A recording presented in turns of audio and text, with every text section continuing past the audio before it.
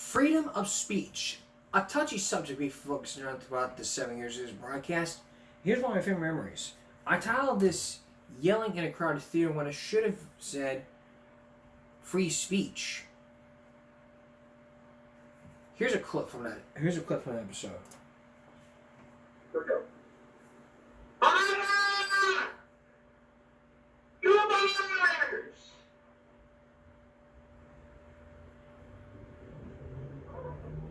Does that sound familiar to you? Fire! Goobers! Did you get the picture? That was fat. These are expressions that people say in the crowded theater. That's today's episode of Give Me a Break. So why do you always say these words, fire and goobers? Well, not just goobers. If you see that, if you see them that thing where I don't know what I said. I had a bad camera angle, but basically all I said was fire and goobers. God bless the First Amendment, but there are restrictions and limits. Like, you can't scream fire in a crowded theater. I mean, for this throwback Thursday, we would talk about screaming. This is what we look up: screaming fire in a crowded theater. This is from that TV show. So you have the right to say anything you want to on the air. God bless the First Amendment. Yeah, but free speech does have its limits. I mean, you can't yell fire in a crowded theater. Every time there's a free speech case in the Supreme Court or an issue in the media, people resort immediately to these catchphrases. So when you bring up the First Amendment element here, there are limits that are placed on speech, certain things you cannot say in crowded places. Well, of course not all speech is protected, but saying that doesn't tell you anything. That's like if I shot somebody and the police came and I said, well, there's some circumstances under which I'm allowed to shoot people. That's not really a response. It doesn't go to the issue of, well, how about this time? There is the First Amendment exception about shouting fire in a crowded theater. Were any of these people in physical proximity to Ms. Sands or the victim? No. Then the theater wasn't. The theater wasn't crowded. It's your First Amendment right. Here's what a lawyer would say. Yeah, copy. Yes, I am. So we was wondering, when can you shout fire in a crowded theater? If you're in a theater and it's crowded and there's a fire, you can shout fire. You probably should. But if you're in a theater and it's empty, you can also shout it because no one's gonna hear you. If you're in a theater and it's crowded and there's no fire, you might be in trouble if you're trying to create a panic. You want to go to movies? Yes. Fire! They will. Yeah. Copies? Yes, I am. So I imagine that student in the middle of the crowded theater saying, fire! Oh my God, there's a fire! We gotta get out of here! God bless the First Amendment, baby! Psych. Wrong answer. Even then, there's also free speech in our schools. No law should even talk about free speech. There's even, here are some things you should know about free speech in our schools.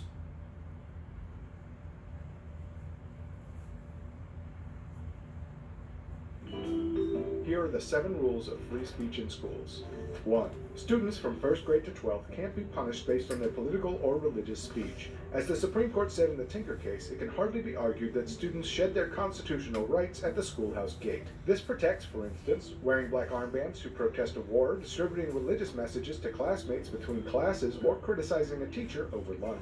2. Schools can punish speech that materially disrupts schoolwork, for instance, because it prompts fights. That's why lower courts have let schools ban clothing that displays Confederate flags, and in one case, even clothing that displays an American flag on Cinco de Mayo, when that display led to violence. That's a kind of heckler's veto, where threats against the speaker are used by the government to justify restricting the speaker rather than the threateners. Usually the government can't impose such a heckler's veto, but the rule in schools seems to be different. That may not seem right to you, but I don't make the law, I just make videos about it.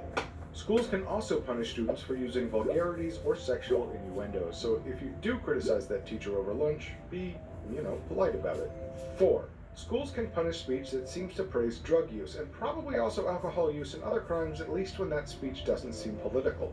That's from Morse v. Frederick, where the Supreme Court said a school could suspend a student for holding up a banner that read, "Bong hits for Jesus." Yes, this is a real case. In fact, you can actually find audio of Supreme Court Justice Stephen Breyer saying, "Bong hits for Jesus," which is completely surreal. So, legalize marijuana is probably okay, but marijuana is awesome? Probably isn't. 5. You may have the right to speak at school, but you don't have the right to speak in the school newspaper. Courts see the newspaper as the school's own speech, even if students are the ones who write it. The principal has ultimate control over what goes in the newspaper and can delete or edit any article for pretty much any reason. 6. Everything said so far deals with public schools. Under the so-called state action doctrine, the First Amendment doesn't limit private schools, even ones that get tax breaks or government funds. The first words of the First Amendment are "Congress shall make no law." That applies to the federal government. The 14th Amendment basically says no state shall violate people's rights. That applies the First Amendment to state and local governments, but the Constitution generally doesn't constrain private property owners, private landlords, private schools, or anyone else. That's why when your parents told you to stop saying rude things at the dinner table and you asked what about my First Amendment rights, they said, let's talk about the state action doctrine. Or at least that's what they should have said. 7. It's Different in California. The 7th reason when we come back and Throwback Thursday Classic, you can't say that. What's happening to free speech? Stay with us. So now we looked at the 6 reasons. Here's the 7th reason. California is different. in California. Sure, everything is different in California, but what I mean is that everything I've said so far is the constitutional minimum that all states must provide. Some states have passed laws that provide more protections to students. In California, for instance, high school students generally can't be punished for their speech even if it provokes other students into acting disruptively. They generally can't be punished for speech about drugs or alcohol or even vulgar speech. And public school newspapers are mostly free from being censored by the administration. Student newspapers are protected in some other states too. Indeed, in California, all the student speech protections, but not the student newspaper speech protections, apply to private high school students as well, but not in religious high schools. So, there you have it. Political and religious speech is protected, but not disruptive speech, vulgar speech, sexual speech, or speech praising drugs. Also, official school newspapers are the school's own speech. This stuff really only applies to public schools, and of course, California is different. That's the law of free speech in school, cobbled together by the court and a few legislatures over the past 50 years or so. This is not legal advice. If this were legal advice, it would be followed by a bill. Please use responsibly. Written by Eugene Volokh, who is an actual real-life First Amendment law professor at UCLA. I'm Eugene Volokh, and I approve this message. Again, if this were a talk show, 4x8 or 5x8 cards in one hand, and they'd be like portrait of landscape, and then we'd all be like discussing like issues. I'd just go over the microphone and be like, hey, today's show's all about free speech, what you can and cannot say. Let's bring out this guest. Let's bring out guest A. Guest A, come on out. Guest A, you think free speech is right? Let's see what the audience thinks. Okay. We'll be right back. It wouldn't much be like Jerry Springer.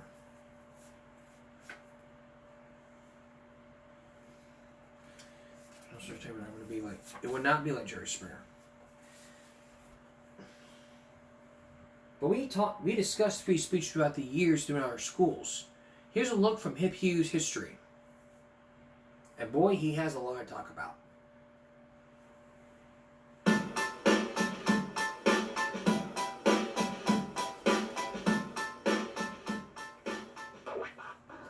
Hey guys, welcome to Hip Hugh's History as we try to wrap our heads around another Supreme Court case. This time we're going to go back to 1986 to take a look at the court case Bethel School District versus Frazier and take a look at the constitutional rights students have within those walls as it relates to freedom of speech. If those walls could talk.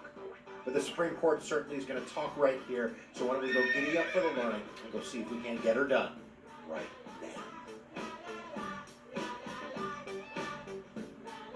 So why don't we first take a look at what actually happened. So we're going to go to Pierce County in Washington State. The year is 1983, and we have a young man, a spirited lad, His name is Matthew Frazier, and he's a senior in the Bethel School District. And he wants to nominate his friend Jeff Coleman to be vice president of the student body. And luckily for him, there's going to be a voluntary assembly where he's going to be able to do that which he does. About 600 students, mostly 14-year-olds, pile into the auditorium. And now Matthew's going to make his great speech. And I'm warning you, it is a double entendre. Yes, I had to look up how to say that word, and I still messed it up. But you're going to know what I mean in a second. And here is his speech. I warn you, if you're easily offended, teachers, you might want to skip this part. I know a man who is firm. He's firm in his pants. He's firm in his shirt. His character is firm, but most of all, his belief in you, the students of Bethel, is firm. Jeff Coleman is a man who takes his point and pounds it in. If necessary, he'll take an issue and nail it to the wall. He doesn't attack things in spurts. He drives hard, pushing and pushing until finally he succeeds. Jeff is a man who will go to the very end, even the climax, for each and every one of you. So please, vote for Jeff Coleman, as he'll never come between us and the best our school could be. He is firm enough to give it everything. Awkward, and it certainly was awkward in the auditorium. Guidance counselors reported that students were embarrassed. Some students were mimicking speech, others were giving obscene hand gestures, but everybody knew in that room what Matthew Frazier was referring to, including administration. So he's going to be called down to the office, and he's going to be given a 3-day suspension. A 3-day suspension, and also a ban from speaking at the school's graduation, which he had planned on doing. So he is basically told that he's violated the school conduct policy, that any type of behavior that substantially interferes with students' education, including the use of obscenity, whether it's in language or gesture, is going to be a problem. And furthermore, Matthew had shown his speech to a few teachers, and they warned him. They said, not a good idea, Matthew. You're going to get in trouble.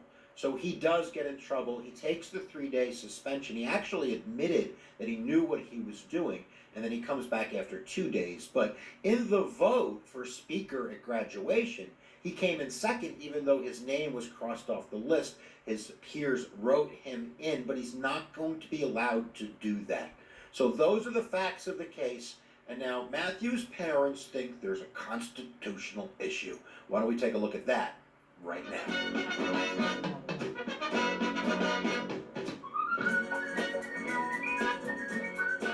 So they're going to sue the school district based on the idea that Matthew's First Amendment freedom of speech was violated, not only by getting in trouble for giving that speech, but also because he was banned from speaking at his future graduation. So they bring in the 14th Amendment. No state shall deny its citizens all this life and liberty stuff without due process. Matthew wasn't given due process, so therefore this is an unconstitutional act by the school. And they win the district court case. They win the appeal, and he is awarded monetary damages for this slighted liberty that the school district has given him. But now it's going to go to the Supreme Court, and we have the last vestiges of the Burger Court. Warren Burger is Chief Justice. This is one of his last decisions, and this court is known as being a right-leaning court, much more moderate than the former Warren Court, certainly. So let's take a look at the decision of the Burger Court. Who are they going to side with? They're going to side with the school, big time. Now, they bring up the idea of Tinker, and we all should say it out loud. Tinker versus Des Moines, 1969. This is a court case that students won, but they were wearing armbands. That was symbolic freedom of speech, their opposition to the Vietnam War. Students have that right. But the court says that this is different. And while we do grant adults the ability to use offensive language in terms of communicating ideas, certainly we don't expect schools to give students that same latitude, because they're on a mission. Not only are they on an academic mission, but they're on a value mission. And the school student discipline policy was very clear that any obscene language was going to come with a consequence. And he knew that. They say, Matthew, you knew that. People had told you, teachers had told you you were going to get in trouble. So number one, we have to give school boards the latitude to come up with language which is going to be able to be broad enough to deal with unseen actions. Nobody knew that this was going to be something that was going to be done.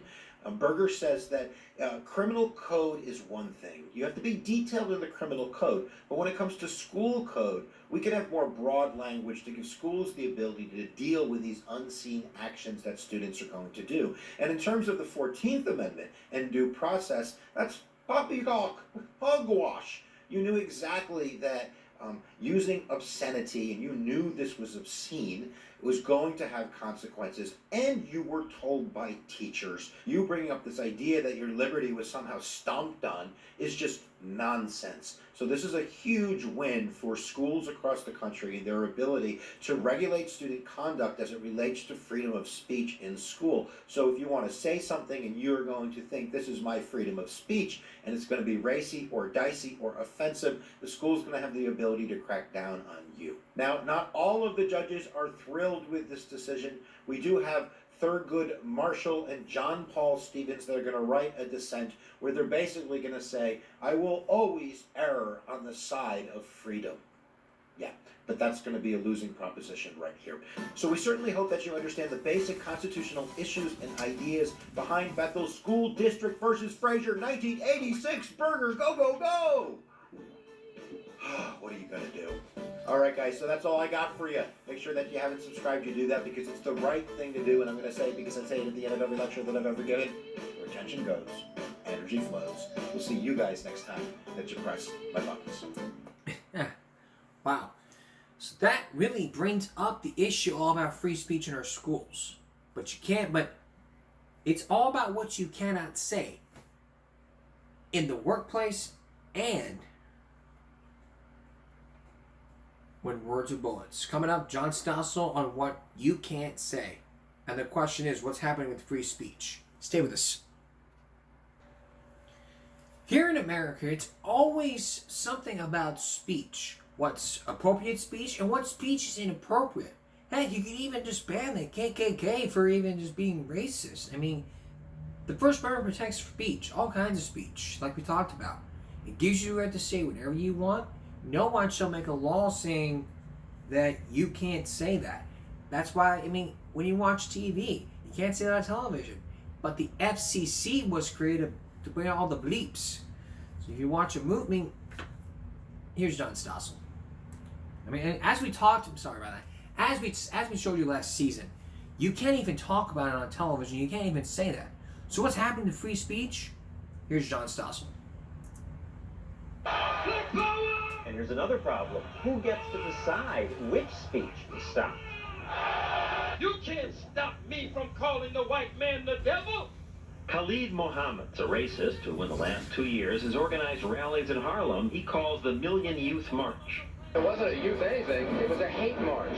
New York's mayor, Rudy Giuliani, said they could not march because they're a violent hate group. Oh, no good Giuliani is afraid of young black men and women hearing the message of black power.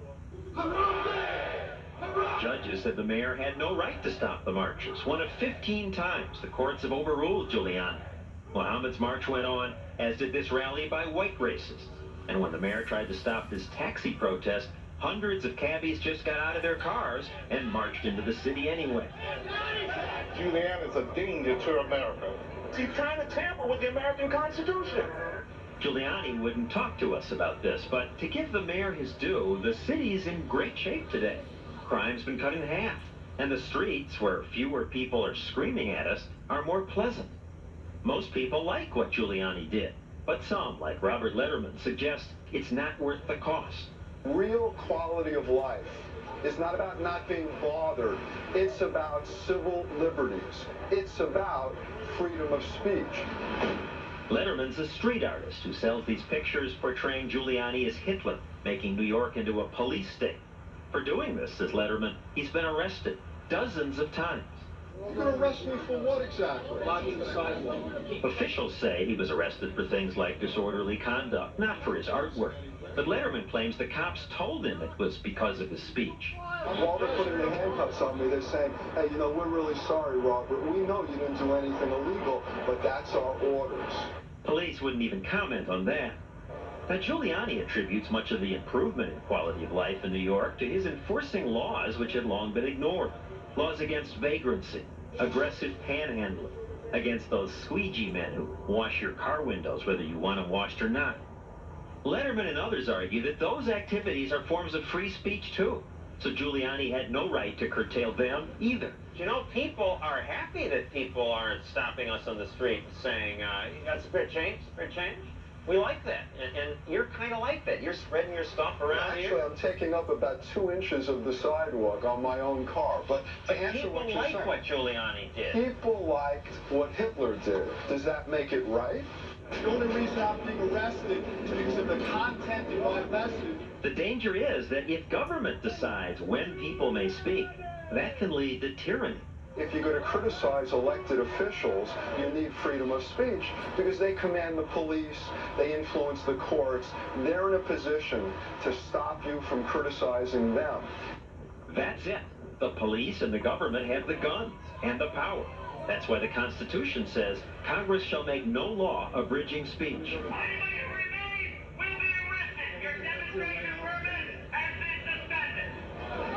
The founders thought guaranteeing us a right to talk back to the powerful was the best way to preserve our freedom. So what if you want to criticize not just a mayor, but the whole government? Is it all right to burn the American flag? Is this free speech? These jerks who insist upon burning the flag. We can't allow the U.S. flag to be set on fire, spit on. Joint resolution proposing an amendment to the Constitution of the 3 times the House has voted to ban flag burning. We are not limiting free speech, which is what the Bill of Rights talks about. We are limiting offensive conduct. By 3 votes, the Senate rejected the amendment, but in others, again, under consideration. It would make demonstrations like this one a crime. What is it that constitutes being a criminal? Is it the size of the flag? I have a little tiny flag here the size of a pea.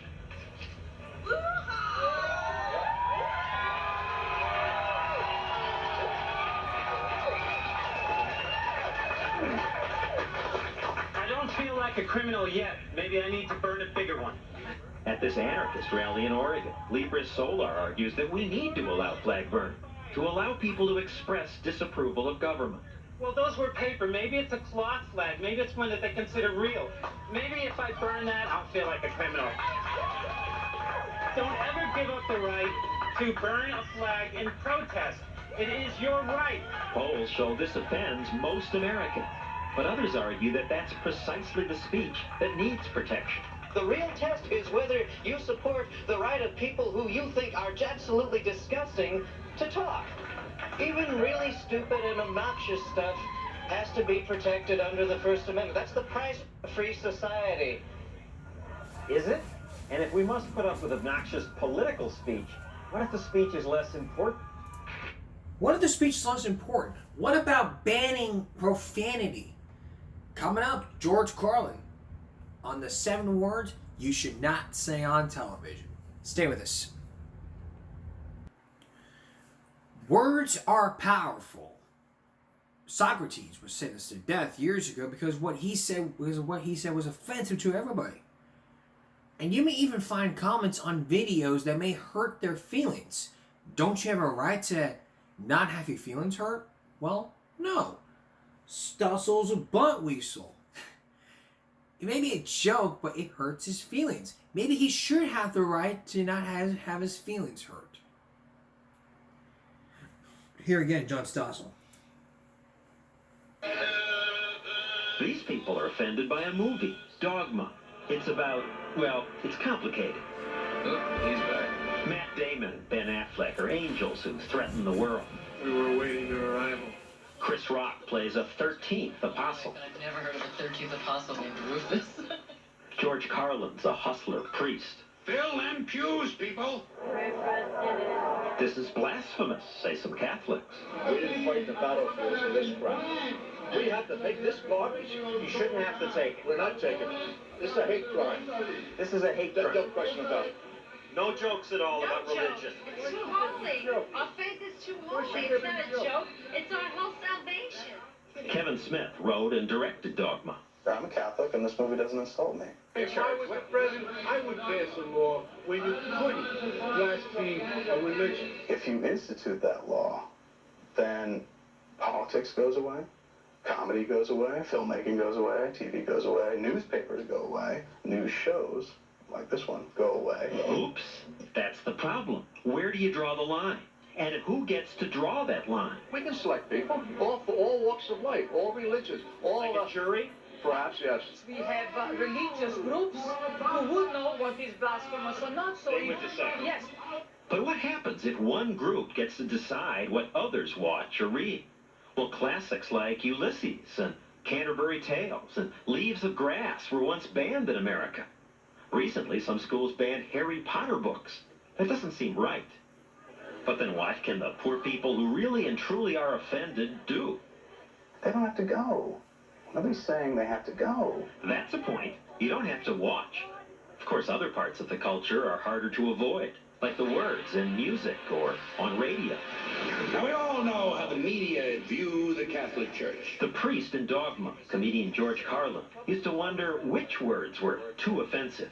And I wanted to know the ones that you could never say on television. I mean, the always filthy. All I could think of was motherfucker. We're going to be listening to filthy words. A New York radio station played a record of him saying those words. The word mother is a compound word. They went to the trouble of warning people in advance that a program was coming on that would look at so-called obscene language, and they warned everyone about it, said if you don't like this sort of thing, tune out. One man in Florida, riding in his car with his 15-year-old son, didn't tune out. He complained to the government. Eventually, the Supreme Court banned Carlin's 7 words from all airwaves until after 10 p.m. Carlin says the censor should have been the driver of the car. That's why they have a knob on the radio called off. Apparently they didn't turn it off immediately upon being offended. Listened to the whole thing, and apparently were not morally corrupted by the whole program, simply offended. We've added a few words since then. Now, we don't want to offend you, so we bleep the words. And we've added then. We figure you can get the point without having to hear the specific words, but it's one thing when a private organization like ABC censors, another when government does it. So far has suggested. Because we have lots of TV channels. If one censors, ideas still get out. But we have only one government. Without objection, it's so ordered. When government says no, it's no for everyone. You know, we've lost so many of our rights and freedoms in the last 25 to 30 years, all in the name of protecting society, and it's bogus. It's just part of my language. I mean, you know, I've used it all my life. Some people refuse to give in. 66-year-old Leonard Carlo, who owns this bar in Colorado Springs, likes the F word. And this and that, I really don't give them. And he has lots of signs in his bar saying things like, no, children, animals, tabs, or checks. And on the women's, it had women, and over there is the men's, and it had men. He just likes the word. So do many of his customers. It's a verb. It's a noun. It's everything you want it to be. You can make a sentence out of it. But one person complained to the state agency that licenses Carlo's bar. They got that one anonymous phone call, right? And they send the Gestapo down without this swastika. You gave me like a stormtrooper, right? The state removed signs that said were offensive to the senses. The show is over, right? Carlo was told he could not use profanity in his bar. Said the state, where alcohol served, profanity could lead to fights, and the state's responsible for public safety. There's 700 other bars here, right? I find it hard to believe they aren't swearing in the other bars, but too bad for Carlo. The law is the law. A man's got to do what a man's got to do. Determined to have at least one sign the government will have trouble removing, he went to a tattoo parlor and on his head tattooed the words, "You leave me the alone." Of course, now this means Carlo could be forbidden to walk into his own bar. I love my country and I hate the government. And I do not think that you or they or them or anybody else has got the right to tell me what I can read and write and say, right? Well, clearly, if you're in jail, you lose some rights. Does that include your right to hurt people with your last words? Fred Treesh and 180 other inmates of Ohio's death row have been told by prison officials that at their execution, they will not be allowed to say any last words. Is it too much to let me say how I feel, say I'm sorry, or say a prayer? The court has shown great reluctance to expand. Kevin O'Neill, who teaches First Amendment law at Cleveland Marshall College of Law, is helping him sue for the right to speak his last words. Humanity requires that when a person is about to be executed, they should be allowed to say goodbye. Humanity? These people were not humane themselves. That's true, but it's different when the government is doing the killing. He points out there's a long tradition of allowing those sentenced to death to give a last statement. It's when Nathan Hale said, "I regret I have but one life to give for my country." I don't think we're asking that much. Trish put a gun in the mouth of an unarmed security guard and pulled the trigger. He's scheduled to die in the electric chair. Trish argues that Ohio's denying him something even vigilantes granted those they were about to kill. I asked him if he had anything to say. If they can give him the decency, why can't they give it to us? Every movie you see on TV, they ask him if he wants a cigarette. Thank you, gentlemen. Got anything to say? Do you have any last words? I ask your forgiveness for what I've done. When do you terminate my rights? When you kill me? When I'm dead? Ohio banned last words after the trial of Richard Davis, who kidnapped and murdered this 12-year-old California girl, Polly Klaas. We, the jury, find the defendant guilty of a felony, murder. With the little girl's parents in the courtroom, Davis sometimes turned and made obscene gestures. Then, in his statement to the court, he claimed that before he killed the girl, she told him, "Just don't do me like my dad. I have to pay my dues, so should you." Hell, Davis. There was no evidence that Polly was ever molested by her father. Davis's words only inflicted more grief on the family. Even though they weren't Davis's last words, it's the kind of vengeful outburst Ohio prison officials say they want to prevent. If I really want to talk bad to them, all they have to do is sit there and listen for a few minutes, and they're going to watch me die. The condemned are allowed to write last words well before their execution, just not to say them. But Ohio officials still haven't explained how they intend to prevent Trish and others from saying anything as they wait to be killed. Don't you think they can still hear me? Do you really think unless they cut our vocal cords? We're getting into extreme cases where no one has good answers. Let's move back to everyday life. When we return, censorship at work. What's okay to say about sex? Yeah, we're getting way ahead of ourselves with this one. So let's move back. Let's move back. And speaking of back, when we return, we'll look at censorship at work. What's okay and what's not okay to say. Some things that might get you fired will get you fired. Don't go away. Welcome back. Tonight's Throwback Thursday is all about what you can and cannot say. Basically, from what you can't say, cannot say on TV, to even what you can or cannot say when you're on the street.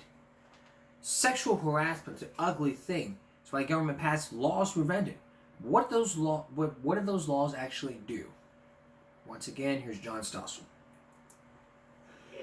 You don't know my name, do you?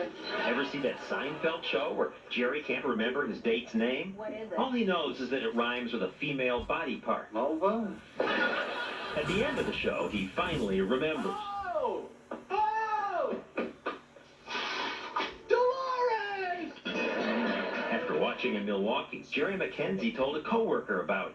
She didn't get the joke, so Jerry Xeroxed a page out of the dictionary. And I said, "Here's the word in question." And I pointed to the word. She looked at that and said, "I know what that means. I don't want to talk about it." She was offended? Not that I knew. The following Thursday morning, she said, "I need to tell you, you crossed the line." McKenzie apologized, but they ended up arguing. The next morning, I came to work and I was terminated. His employer, Miller Beer, ironically sponsored that Seinfeld episode. Still, Miller fired McKenzie. McKenzie'd been accused of sexual harassment before, and Miller fired him for poor management judgment.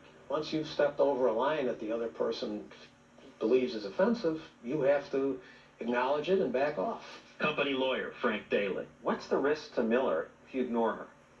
The risk is you're going to be sued, and the recoveries are going to, in many instances, have been very substantial.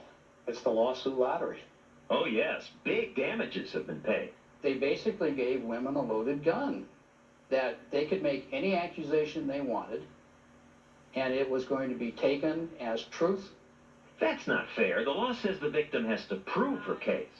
The conversations about sex. But proving your case can be quite a circus. Remember this? These hearings never determined what really happened, but they did put sexual harassment on the map.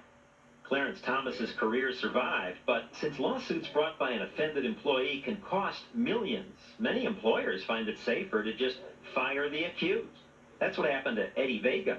He's an English professor who used to work at SUNY Maritime College until one day he allowed his students to pick a topic. One student, a female, said, well, how about sex? You know, can we talk about sex? It was for a writing exercise, and some students used four-letter words. At the end of the class, had any student complained to you? None. If anything, they have said only good things, that it was a wonderful and enjoyable exercise. A month later, he was summoned by college officials. The vice president said, are you telling me that these words were uttered in a maritime college classroom? I said, yeah. And he said, well, that is pornographic, and that is sexual harassment. Vega was fired. His next job was a desk clerk in a little hotel. I spent all this time becoming a college professor, and then in one fell swoop, it's ashes. SUNY Maritime wouldn't talk to us about Vega's firing. After 3 years, Vega finally found a new teaching job. Don't hold back. He encourages his students to speak out, but he holds back. He says he and other teachers must be very careful. What thought will someone find so offensive that I will again lose my job? We've lost our freedom of speech. This sounds too grandiose, but this is exactly what freedom of speech is all about. Eugene Volin, who teaches law at UCLA, says sexual harassment employers to become speech police. The government is doing exactly what the First Amendment forbids. It's trying to set up a nationwide orthodoxy in all of the nation's workplaces. It's trying to say, these are the jokes you can't tell, these are the opinions you can't express, these are the words you can't use. And employers are listening. You bet they are. Michael Bloomberg listened. Bloomberg rents out computer terminals that help people keep up with financial news. Doing this has made him a billionaire.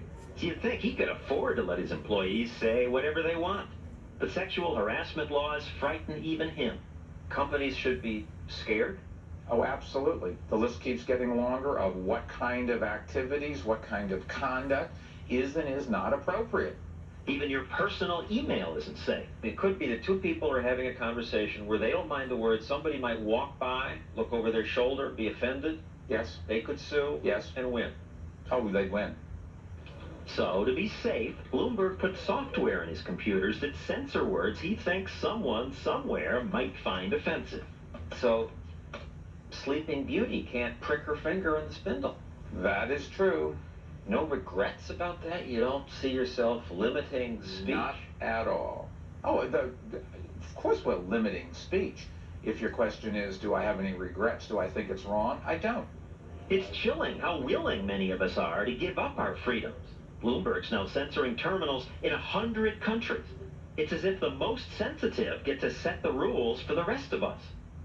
A cashier at the Senate coffee shop, Bernice Harris, used to call people honey, baby, and sugar. Then a man complained that was sexual harassment. She was allowed to keep her job. But I don't call nobody baby no more. A city attorney in Tennessee ordered this painting removed from a government building after a woman complained.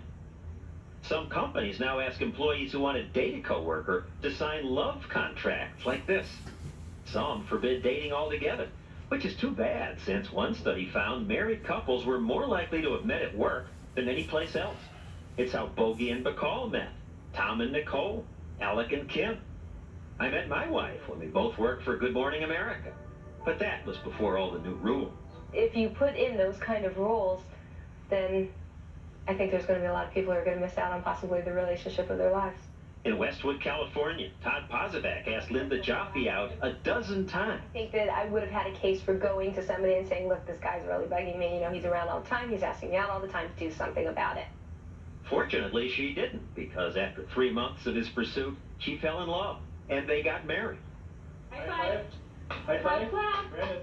High five. Now they have a child. I don't know how he put up with me for those 3 months, because I don't think I would have stuck it out. But I'm very grateful that he did. Of course, that was then. This was, 6 years ago. Now things are a lot more hypersensitive. So sensitive, there's now a $10 billion industry devoted to finding harassment and rooting it out. This is a business, not a bar. One company shows workers this musical, which is supposed to sensitize the insensitive. We want to look at the kinds of things that just bristle you. Consultants like Olivet Jones run sensitivity training seminars for companies worried about being sued. Bottom line, don't say anything you wouldn't want your mother to hear you say. Companies pay Jones some $2,000 a day to educate employees. We assembled this group. Don't talk about body parts. Don't give people sexual attention of any kind, whether you think they want it or not. No body parts? No nice eyes? Just understand that there are some consequences, because your nice eyes may be interpreted by somebody else as a totally different thing. So what does this add up to? Are you becoming a bland person? Yes, you are. Not everyone's thrilled about that because it's making the workplace a lot, more restricted, cold, unhealthy, less fun. Sometimes it seems as if today in America, instead of people competing to be more self-reliant, people now compete to see who can be most offended. It's not just sexual words that people object to. At Carmel High School in Indiana, teachers were frightened when they discovered a student, Brian Conrad, had created a website under the address Time to Die. Turns out Time to Die is just internet jargon for keeping someone out of an AOL chat room, but the teachers didn't know that, and Brian on his site had listed the names of some teachers and, as a joke, said, "Are they Satan-worshipping demons? Laugh in their faces. Shun them." It was pretty scary because there's devils, there's pentagrams, my name's on it. Anybody could find this and send me a message.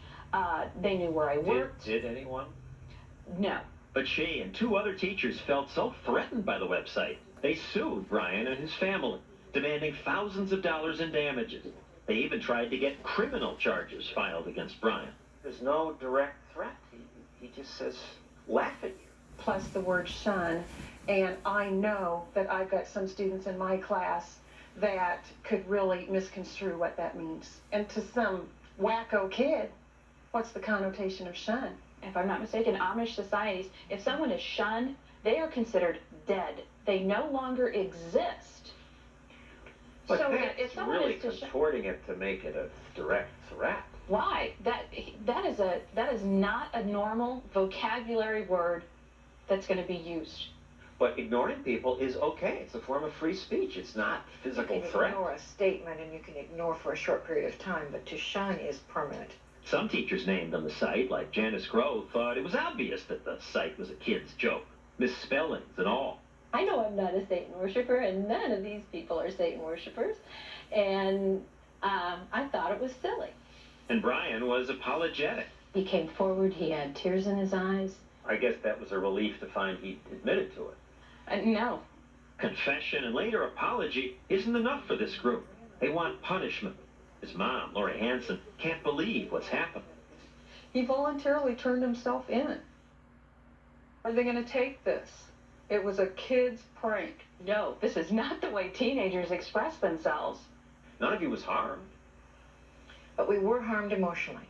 Here's the lesson plan. If you do this, these are your consequences. What are the consequences? Consequences? For parents, it's money. And criminal charges for the boy? He was intimidating. And that is a criminal charge. So what's the effect on Brian? He feels like his life is over. That's what he keeps telling me. Come on, ladies, toughen up. You're supposed to stand for free speech, the open debate. Free speech means freedom to state an opinion. It does not mean freedom to slander and freedom to threat. And no matter who thinks it is or isn't a threat, I do. There's that frightening threat to free speech. The offended get to decide which speech is okay. It's even written into sexual harassment law. What is appropriate and what is inappropriate really exists only through the eyes of the person who's experiencing it. The person who hears it gets to determine if it's offensive. Absolutely. But what if my intent is good? Doesn't matter, John. If I shoot you dead, do you care that I didn't mean to? But we're not talking bullets here. We're talking words. No, they have the same power. That's a dangerous concept. Yes, words can hurt, but if words are bullets, then it's okay to answer words with bullets. I think words are words and bullets are bullets, and it's important to our freedom that we keep them apart. Words are words and bullets are bullets. Bullets come with guns, words come out of our mouths, and they form sentences. Now, when we come back, we're taking you to college to where they're speaking out using free speech. All about those protests. Stay with us. If you think where everyone stand for free speech, it would be at colleges. But everybody tries to get speak down. Now Stossel is going to be spoken down. Take a look if you would. Today, something else is going on. Ward Connerly thinks racial preferences are wrong and goes to universities to argue that. Our government should treat everybody the same. Equal protection under the law. Now, as you can hear, this is not a universally popular idea. Treating everyone equally means an end to some affirmative action programs to help minority students get admitted to school.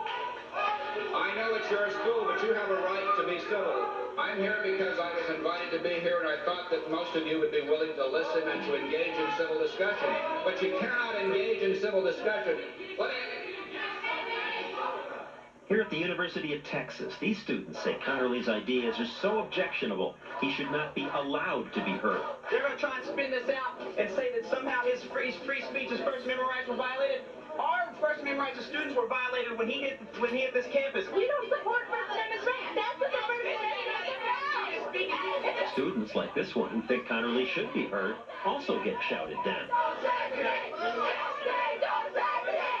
It bothers you that a black man would be against your point of view. If that isn't saying... The same thing happened here at the University of Michigan. It happens regularly to Connerly. Sometimes I'm prevented from actually speaking because it's not just a matter of heckling. They will try to block the door from allowing me to get in. The game plan is to make sure that this guy does not get his message across. You're threatening them. That does not give them a license to go out and deny me the right to come on campus and to argue my point of view. At Columbia University, a Connerly supporter was shouted down. "We win," celebrated the protesters, students like these. Felt like it was a victory. The conference was completely disrupted, and that was exactly what we were hoping to do. You can go back home to the sewer that you came from and, spout your ideas there, and that's fine. You may not speak here. Sure. Some people might have wanted to hear him. Who gave you that power to decide for everybody? I'm taking the power, actually, by going out and protesting, saying racist, get off my campus. Whoever yells the loudest wins? Isn't that like third-grade behavior? It's not third grade. I mean, if they get chased out of the city, they get chased out of the city. Their ideas aren't welcome. Colleges have been where open debate was supposed to flourish. Colleges are the worst places in the world, often, to have a civil discussion about any issue. Get off this campus. We don't want you here. I'm just trying to educate myself and other people with me. I got a taste of it at Brown University. A few years ago, covering a rally against sexual violence, I did a politically incorrect thing. What's allowed? To spark debate, I questioned the activists' broad definition of sexual misconduct. It's appropriate behavior. We can't hear you with these people. When some did want to speak, the demonstrators righteously shouted them down. So, can I ask you why you're screaming that? TV hype! Rape is not TV hype! Rape is not TV hype! Come on, everybody, louder! At this school, something you'll learn is that there is one opinion, and the other opinion turns out to be wrong. Where do students learn that censorship's the answer? Well, today, their schools often teach that by example. Many schools' official policy is to ban words that the sensitive would consider offensive. Old Dominion University bans offensive sexual jokes. Virginia Commonwealth bans humor and jokes about sex that denigrate women or men in general. Alan Charles Kors, co-author of The Shadow University, read us samples of things prohibited at universities. At the University of Maryland, distribution of written or graphic materials that are derogatory. There would go most of the great writers in the history of world literature, and it bans as harassment sexual looks such as leering and ogling, licking lips or teeth. I hope you don't have dry lips at the University of Maryland. Or take your attorney with you to the cafeteria, holding or eating food provocatively. What our universities are teaching students is that freedom should die in their hearts. everyone wants to fight racism, sexism, and hateful speech, but doing it with speech codes is an attack on freedom. It is an attack on freedom because we don't have censorship laws. But what about books? Can books on bombs be banned? Coming up, we're gonna introduce you to somebody who wanted to build the atom bomb, a mimical atom bomb. But the real question is, can a book be offensive? Stay with us. Free speech doesn't mean we can say anything. You can't scream fire in a crowded theater. People can be trampled and you'd be liable. And what they call fighting words are illegal. If you tell rioters, hey, go beat that guy up, and they do, you're in trouble. Clear and present danger, said the Supreme Court once. Now it's imminent lawless action. And that can be very dangerous. But for example, can a book be banned at all libraries if it's very offensive? Here's John Stossel. A homemade bomb is a terrible threat. One small device can kill so many people. Maybe we could stop bombings if we could block the know-how, keep people from finding out how to do this. How did Tim McVeigh learn to make a bomb out of fertilizer? He could have got the stuff from my books. Ragnar Benson lives in the hills of western Idaho. He asked us not to say exactly where. Benson's an acknowledged expert in all kinds of weapons and explosives. Breathe that smoke and you'll notice your heart starts racing. He writes books about them. Books like Homemade Grenade Launchers, Homemade C4. This is a book that tells how to make a military-grade explosive at home. Tim McVeigh bought it. He also bought Ragnar's Guide to High Explosives. That's a fun book. And setting off explosives can be very recreational, can be addictive, just like a kid with firecrackers. And useful to someone who, say, needs to blow up tree stumps to clear land. But Ragnar's books go well beyond tree stumps. Serious survivors know that there may come a day when they need to demolish bridges, shatter steel, or derail tanks. It's important for people to be able to defend themselves, he says, in case tyrants in government come after you in a tank. Your rifle won't stop a tank. What you need is a flamethrower. One whiff of the dragon's napalm-scented breath will put attackers at your mercy. That's pretty good copy, isn't it, to sell books? But what if people use his book to commit crimes? I don't worry about it. I do worry about the personal lack of responsibility within our society. The criminal is responsible, he says. It's time to stop blaming others, like authors of books. I'm sitting here with a handful of books on homemade grenade launchers, guerrilla arsenal. I am presenting no harm to the world at all by possessing these books or by reading these books. Claire Wolfe, who asked us not to show her face, writes books about defying the government. And that, she says, shouldn't be anyone's business but hers and her readers. It is solely magical thinking to imagine that books or movies, quote, make people do things. People wish that if the books and the movies would go away or would be different, people wouldn't do terrible things. For instance, the Manson gang very famously blamed the Beatles for Helter Skelter. People who are looking for an excuse to do evil will do evil. Yet this year, Benson's publisher told Benson his books on explosives are now illegal. No dilly-dallying. Because last year, Congress passed a law saying it's a crime to distribute information about making a destructive device. We can't sell these books anymore because if there's intent to violate federal law, we could be facing a $100,000 fine and 20 years in jail. Even before the government banned books, private lawyers got some banned by suing the publishers. Paladin Press recalled all copies of Hitman after someone allegedly followed its instructions and murdered 3 people. The victims' relatives sued Paladin. Several major news organizations, including ABC, NBC, and the New York Times, all filed briefs on behalf of the publisher, defending its right to sell the book.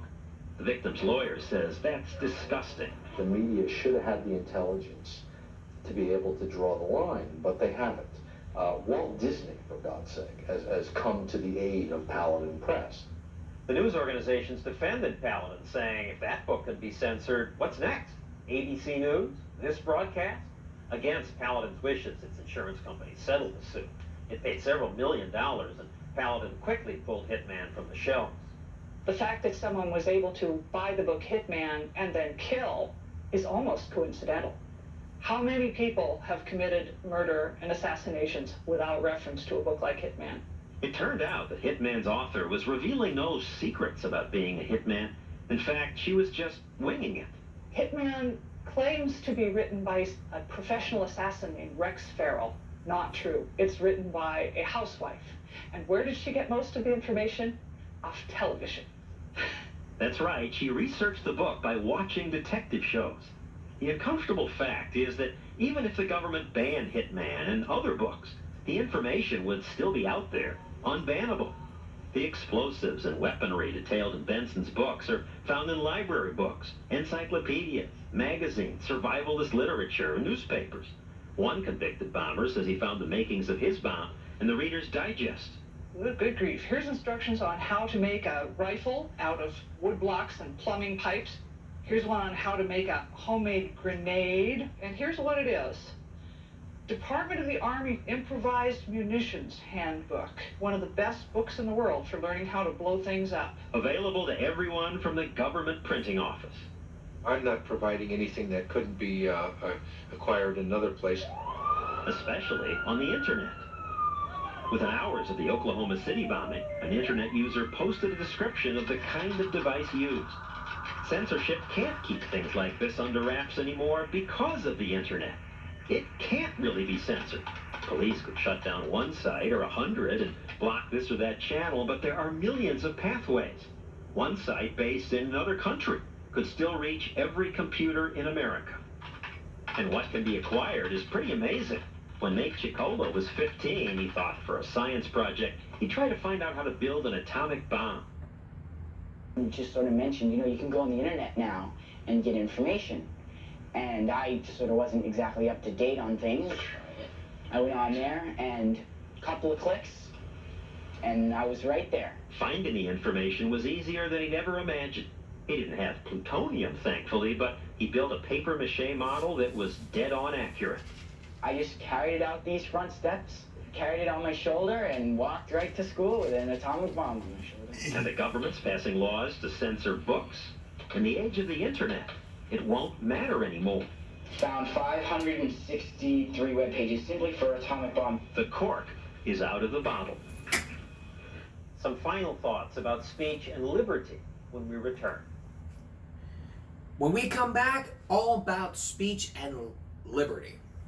Stay with us. Thou shalt not kill. Thou shalt not steal. Thou shalt not take the Lord's name in vain. Thou shalt not cause thy children pain. Thou shalt not hurt people with words. New commandments are coming in. Honor thy children. Honor thy mother, thy father. That's what it is. But with science and happening, it's all about speech and literature. Here at the conclusion of this special, John Stossel. Government repeatedly has tried to stop speech in the name of protecting someone from hurt. The government tried to restrict speech that opposed slavery on the grounds that it was incendiary and that it was offensive. The government tried to restrict speech that promoted contraception on the grounds that it was obscene and indecent and pornographic. The government tried to restrict speech that was pro-labor, that was pro-socialist, that was pro-communist. Free speech is most important when it protects the speech we hate. America's prospered because, despite occasional censorship, we are a relatively open society. No authority was allowed to decide which ideas were permissible. We argued often viciously until we reached a consensus. That's a good thing. Openness gave us vaccines. This was a crazy idea. Protecting people from disease by injecting them with a little of that very disease? In France years ago, thousands died because authorities said this was against God's will. America was the first to develop the atomic bomb because the Nazis banned Jewish physics. To explore relativity, Einstein had to come to a free country. It's a leap from science to laws against hate speech, but the principle's the same. In an open society, if we're to argue our way to the truth, then speech must be free. So the answer to hate speech is not speech codes, it's more speech. Yet there will always be an impulse to censor. If we give in to that impulse, we are giving to the bigots the gift of our freedoms. If you give in, what you're saying is freedom is less important than not being offended. What a disaster for a country whose soul depends upon liberty. That's our broadcast for tonight. Stay tuned to Nightline after your local news. I'm John Stossel. Good night. Yeah. It's all about the free speech. I mean, what about banning a videotape?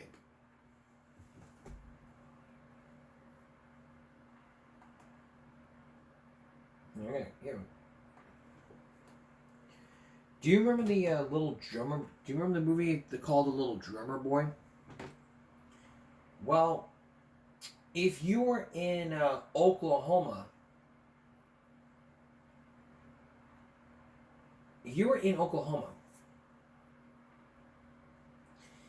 and you had that videotape called The Little Drummer Boy, it was very, very R-rated. And the governor or the state decided, you know what? We're going to ban that videotape. We're gonna ban that videotape. And if everyone's in Oklahoma, they're going to jail. Just that simple.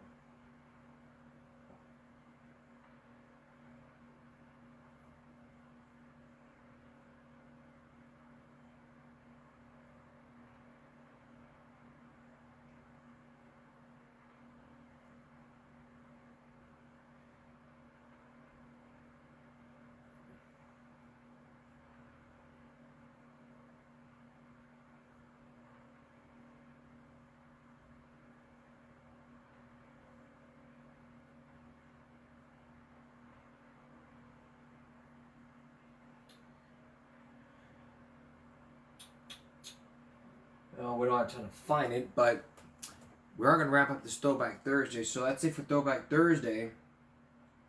We'll see you again for Game Break Friday. For all of us here at YouTube, good night.